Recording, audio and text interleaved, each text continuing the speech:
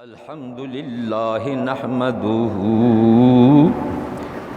ونستعينه ونستغفره ونؤمن به ونتوكل عليه ونعوذ بالله من شرور أنفسنا ومن سيئات أعمالنا من يهده الله فلا مضل له ومن يضلله فلا هادي له ونشهد أن لا إله إلا الله وحده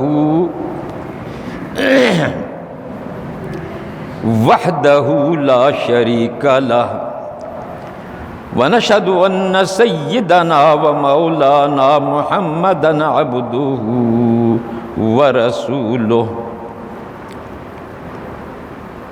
أما بعد فأعوذ بالله من الشيطان الرجيم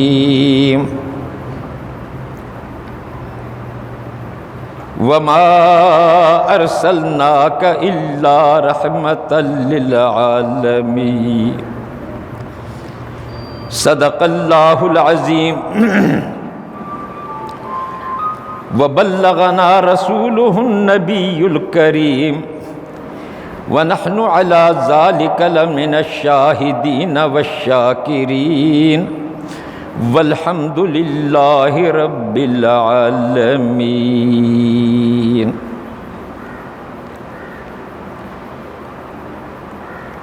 شاد باد اے عشق خوش سودائے ماں، اے طبیب جملہ علتہائے ماں، لن تنالوا البر حتی تنفقوا۔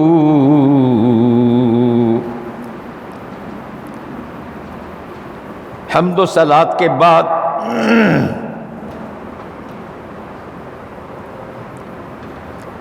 اللہ تعالیٰ نے اپنے پیارے حبیب صلی اللہ علیہ وسلم کے نور کو سب سے پہلے پیدا فرمایا،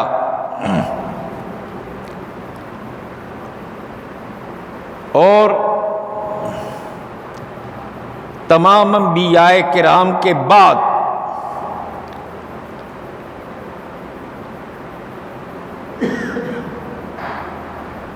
آپ کو مبعوث فرمایا۔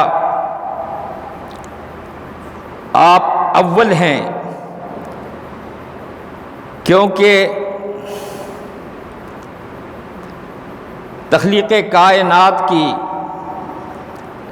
وجہ اول ہیں اور آخر ہیں کہ تمام نبیوں کے بعد خاتم النبیین بن کر آئے، اور آپ کو اللہ تعالیٰ نے مبعوث فرمایا۔ آپ اللہ تعالیٰ کے نور سے اللہ تعالیٰ نے پیدا فرمایا، اور پھر آپ کے نور سے تمام کائنات کو پیدا فرمایا۔ اول ما خلق اللہ نوری، سب سے پہلے اللہ تعالیٰ نے میرے نور کو پیدا کیا، اور سب سے آخر میں اللہ تعالیٰ نے آپ کو مبعوث فرمایا۔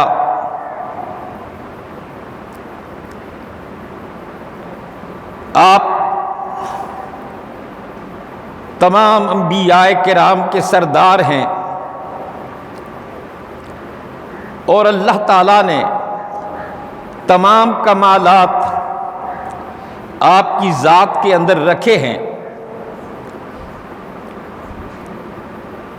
آپ جامع کمالات ہیں۔ جو کمالات اللہ تعالیٰ نے انفرادی طور پر انبیاء کرام کو عطا کیے، جو معجزات عطا فرمائے، وہ تمام کے تمام اللہ تعالیٰ نے حضور کی ذات کے اندر رکھ دیے۔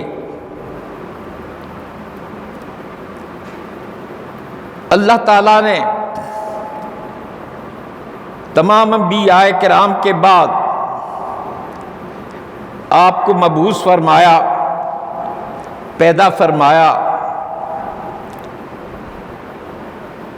حضور علیہ الصلاۃ والسلام اللہ تعالیٰ کے نور اور بشر ہیں۔ بشر کا نور ہونا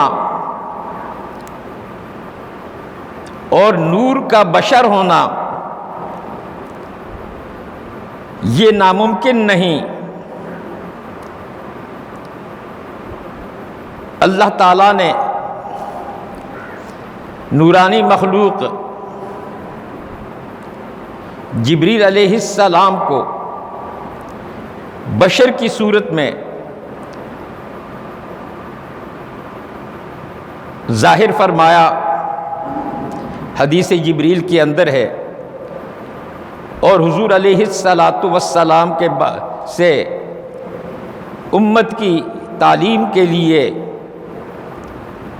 ایمان کے بارے میں اور اعمال کے بارے میں سوال کیا، تو آپ بالکل فتمثل لہا بشرا سویا، مکمل بشر ہو کر آپ کے سامنے آئے، اور بشر کا نور ہونا یہ بھی ثابت ہے کہ آدم علیہ السلام اولاد آدم کا، آدم علیہ السلام کی پیدائش سے پہلے نور تھے، اور حضور کا نور اور حضرت علی کا نور یہ 14,000 سال آدم علیہ السلام کی پیدائش سے پہلے پیدا ہوا۔ اور جب آدم علیہ السلام پیدا ہوئے تو اللہ تعالیٰ نے حضور کے نور کو اور مولا علی مشکل کشا کے نور کو الگ الگ کر دیا۔ ان تمام باتوں کے باوجود سب سے زیادہ باکمال اور سب سے زیادہ خوبصورت حضور علیہ الصلاۃ والسلام کی ذات ہے۔ حسان ابن ثابت فرماتے ہیں، وَأَجْمَلُ مِنْكَ لَمْ تَرَ قَطُّ عَيْنِي، آپ سے زیادہ خوبصورت میری آنکھوں نے نہیں دیکھا۔ وَأَكْمَلُ مِنْكَ لَمْ تَلِدِ النِّسَاءُ، اور آپ سے زیادہ باکمال کسی ماں نے جنا ہی نہیں۔ لا يمكن الثناء كما كان حقه، حضور کی تعریف اور حضور کے کمالات کی تعریف کرنا ناممکن ہے۔ کما حقہ، حضور کی تعریف کوئی نہیں کر سکتا۔ لا يمكن الثناء كما كان حقہ، بعد از خدا بزرگ تو یہ قصہ مختصر، اللہ تعالیٰ کے بعد سب سے بڑی ذات آپ کی ذات ہے۔ سب سے زیادہ بزرگ آپ ہیں۔ حضور علیہ الصلاۃ والسلام کو اللہ تعالیٰ نے بے مثل و بے نظیر بنا کر پیدا فرمایا۔ آپ کی ہر چیز بے مثل ہے۔ آپ کی آنکھیں، سر، آنکھوں کے بارے میں ہے کہ حضور علیہ الصلاۃ والسلام کی آنکھیں وہ ہیں جو قریب سے بھی دیکھتی ہیں، دور سے بھی دیکھتی ہیں، آگے بھی دیکھتی ہیں اور پیچھے بھی دیکھتی ہیں، اور ظاہر کو بھی دیکھتے ہیں اور جو چیزیں پوشیدہ ہیں ان کو بھی دیکھتے ہیں۔ حضور نے فرمایا تجلی لی کل شیء، اللہ تعالیٰ نے تمام چیزیں میرے سامنے روشن کر دی ہیں۔ تو انظر، اگر رائی کا دانہ جیسے ہتھیلی پر ہوتا ہے، اس طرح یہ تمام کائنات حضور علیہ الصلاۃ والسلام کے سامنے ایسا ہے جیسے رائی کا دانہ چھپ نہیں سکتا، تو اسی طرح کائنات کی ہر چیز حضور علیہ الصلاۃ والسلام سے چھپ نہیں سکتی۔ آپ تمام کائنات کو دیکھتے ہیں۔ حضور علیہ الصلاۃ والسلام نے مکہ مکرمہ میں بیٹھ کر بیت المقدس کو دیکھا، اس کے راستوں کو دیکھا۔ جب کفار مکہ نے معراج کے بارے میں سنا کہ حضور کو مسجد حرام سے لے کر مسجد اقصیٰ تک سیر کرائی، تو حضور کبھی نہیں گئے تھے، تو جو لوگ بیت المقدس کے واقف تھے اور اس کے راستے کے واقف تھے، انہوں نے حضور سے پوچھا، تو علماء کرام فرماتے ہیں کہ حضور دیکھتے تھے بیت اللہ شریف، بیت المقدس کی ہر چیز کو اور بیان کر رہے تھے، ایسی مسجد ہے، ایسا پتھر ہے، اور اس کے بعد جو راستہ ہے، راستے میں فلاں فلاں چیزیں ہیں، یہاں تک کہ قافلہ آ رہا تھا۔ حضور نے فرمایا کہ اس قافلے کو میں دیکھا اور وہ عنقریب آ جائے گا۔ چنانچہ تھوڑی دیر کے بعد وہ قافلہ مکہ مکرمہ، مدینہ منورہ، مکہ مکرمہ پہنچ گیا۔ تو حضور علیہ الصلاۃ والسلام کو اللہ تعالیٰ نے کلی علم عطا فرمایا ہے۔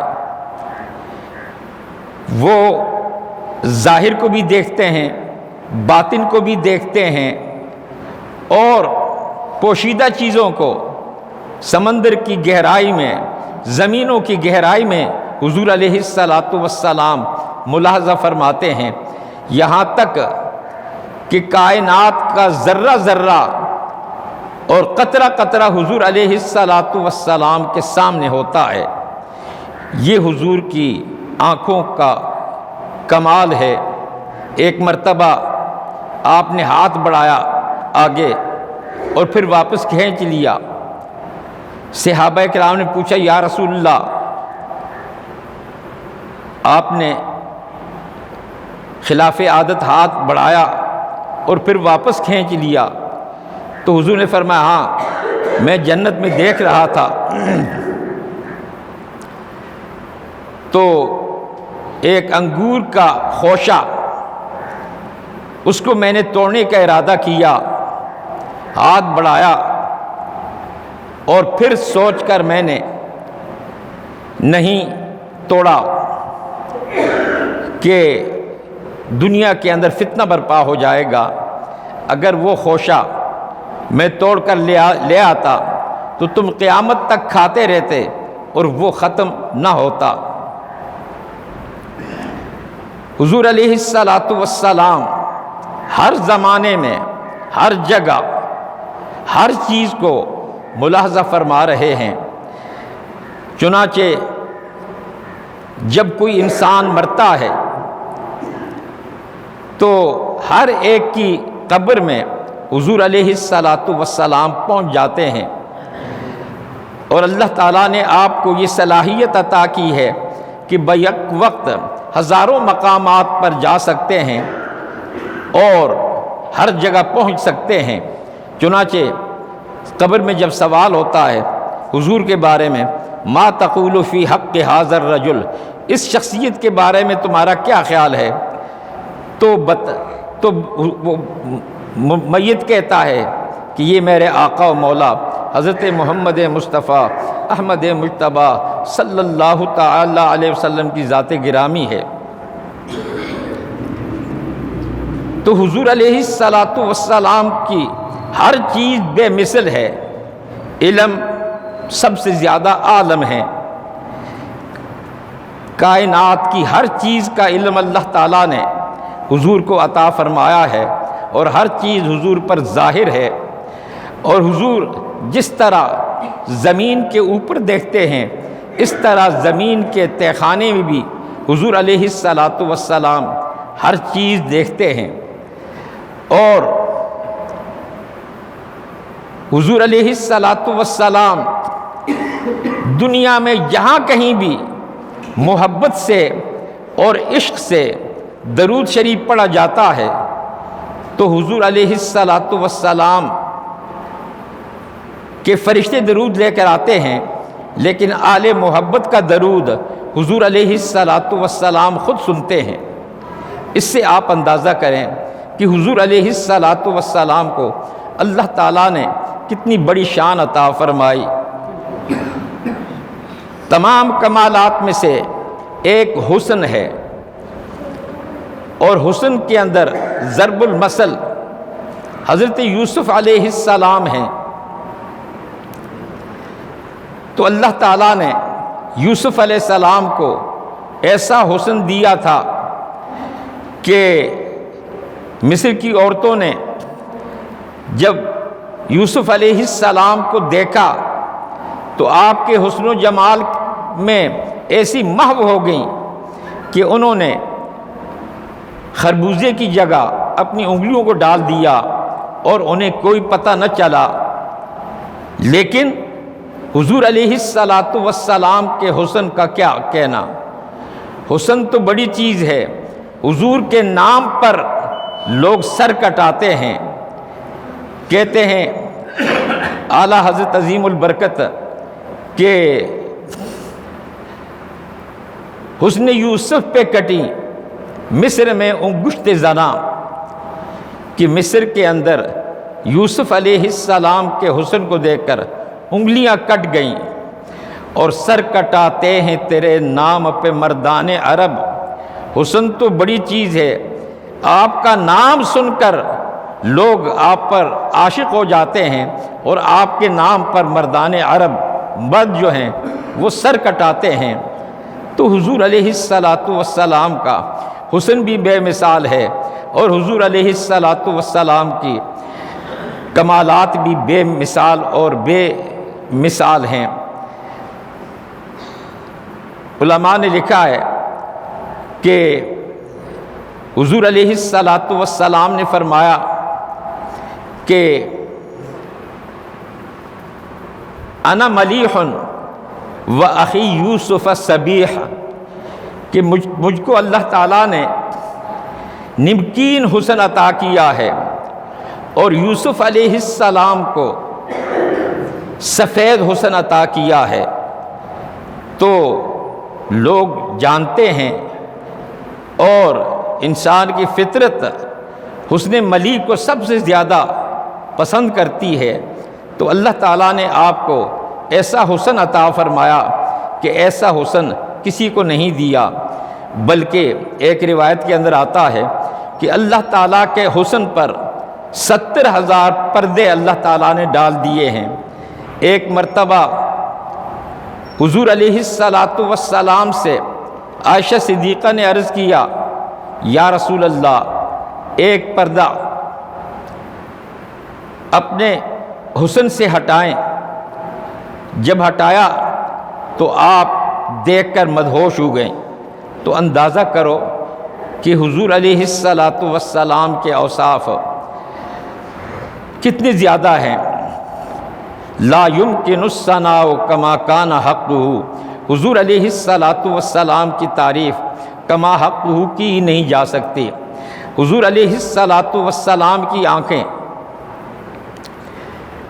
علماء فرماتے ہیں کہ اتنی خوبصورت آنکھیں تھیں کہ جس نے حضور کی آنکھوں پہ جس کی نظر پڑ گئی وہ ساری زندگی حضور علیہ الصلاۃ والسلام کی آنکھوں کو دیکھتا رہا، اور جس کی نظر حضور کے رخسار پر پڑ گئے تو وہ ساری زندگی حضور کے رخسار دیکھتا رہا، اور جن کی نظریں حضور علیہ الصلاۃ والسلام کے ہونٹوں پہ پڑ گئی تو وہ ساری زندگی ان کو دیکھتا رہا۔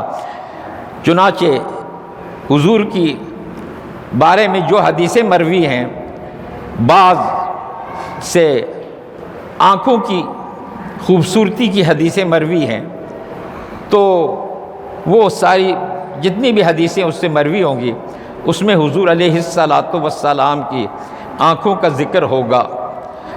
اور جس نے حضور کے رخسار دیکھ لیے تو حضور کے رخسار کا ذکر کرے گا، اور جس نے آپ کے ہونٹوں کو دیکھ لیا تو وہ آپ کے ہونٹوں کا ذکر کرے گا۔ اللہ تعالیٰ نے حضور علیہ الصلاۃ والسلام کو کمالات، جامع کمالات بنایا ہے۔ تمام کمالات جو کسی انسان کے اندر متصور ہو سکتے ہیں وہ سب اللہ تعالیٰ نے حضور علیہ الصلاۃ والسلام کو عطا فرمائے، اور اس پر مزید ایسے بھی کمالات عطا فرمائے جو حضور کا خاصہ ہے۔ چنانچہ حضور کا خلق عظیم یہ حضور کا خاصہ ہے۔ انک لعلی خلق عظیم، یا رسول اللہ صلی اللہ تعالیٰ علیہ وسلم آپ خلق عظیم کے مالک ہیں۔ اسی طرح وما ارسلناک الا رحمۃ للعالمین، حضور علیہ الصلاۃ والسلام کی رحمت تمام عالمین کے لیے ہے، تمام عالمین کے لیے ہے۔ چنانچہ کفار بھی حضور کی رحمت کا کھاتے ہیں، اور ان سے دنیا میں کوئی حساب و کتاب نہیں ہوگا، بلکہ وہ دنیا میں جو کچھ کریں حضور علیہ الصلاۃ والسلام کے خیرات سے تمام کفار بھی کھاتے ہیں۔ اور حضور نے فرمایا کہ واللہ یؤتی وانا قاسم، اللہ تعالیٰ مجھے عطا فرماتا ہے اور میں اللہ تعالیٰ کی نعمتیں مخلوقات کے اندر تقسیم کرتا ہوں۔ تو حضور علیہ الصلاۃ والسلام کی شان ایسی ہے کہ جس کا مقابلہ کوئی کسی کی شان نہیں کر سکتی۔ حضور کو اللہ تعالیٰ نے بے مثل و بے نظیر بنایا ہے، اور حضور کو اللہ تعالیٰ نے بے مثال حسن عطا کیا، اور حضور علیہ الصلاۃ والسلام کو سب سے زیادہ علم عطا کیا۔ ما کان و ما یکون، یہ تو حضور کے علم کا ایک ذرہ ہے۔ علامہ بوصیری فرماتے ہیں کہ اس کائنات کا جو علم ہے وہ آپ کے علم کے سمندر میں سے ایک قطرہ بھی نہیں ہے، پھر بھی حضور علیہ الصلاۃ والسلام کا علم اور حضور کی تمام صفات، تمام فضائل اور تمام کمالات وہ عطائی ہیں، اور اللہ تعالیٰ کے تمام کمالات ذاتی ہیں۔ اللہ تعالیٰ نے تمام کمالات اپنے پیارے حبیب کو عطا فرمائے۔ اللہم مالک الملک تؤتی الملک من تشاء، اے مالک الملک تو جس کو چاہتا ہے وہ ملک عطا فرماتا ہے۔ تو جس ملک کے اللہ تعالیٰ مالک حقیقی، اللہ تعالیٰ نے وہ ملک حضور علیہ الصلاۃ والسلام کو عطا کیا، اور تمام کائنات کا حضور علیہ الصلاۃ والسلام کو بادشاہ بنایا۔ حدیث میں آتا ہے کہ میں بادشاہ ہوں، اور میرے زمین پر بھی 2 وزیر ہیں، صدیق اکبر اور فاروق اعظم، اور آسمانوں پر بھی 2 وزیر ہیں، اسرائیل علیہ السلام اور میکائیل علیہ السلام۔ تو جہاں جس کے وزیر ہوتے ہیں وہاں اس کی حکومت ہوتی ہے۔ حضور کی حکومت ہر جگہ ہے، زمین پر بھی ہے، آسمانوں پر بھی ہے۔ اللہ تعالی ہمیں حضور علیہ السلام کی سچی محبت عطا فرمائے۔ وآخر دعوانا ان الحمد للہ رب العالمین۔